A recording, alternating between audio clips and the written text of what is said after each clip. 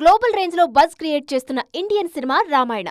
రణ్బీర్ కపూర్ రాముడిగా, యష్ రావణుడిగా నటిస్తున్న ఈ సినిమాను 2 భాగాలుగా రిలీజ్ చేసేందుకు ప్లాన్ చేస్తున్నారు.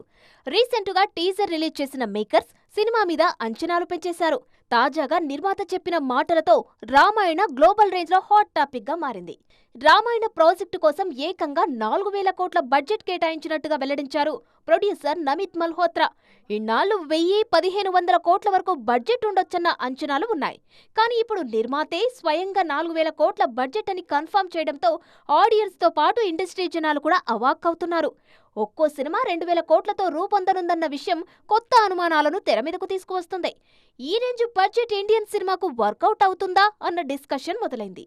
ఎంత భారీ స్థాయిలో రిలీజ్ చేసినా ఇండియన్ మూవీ ఈ స్థాయిలో రిటర్న్ సాధించే అవకాశం ఉంటుందా అన్నదే ఇప్పుడు $1 మిలియన్ క్వశ్చన్.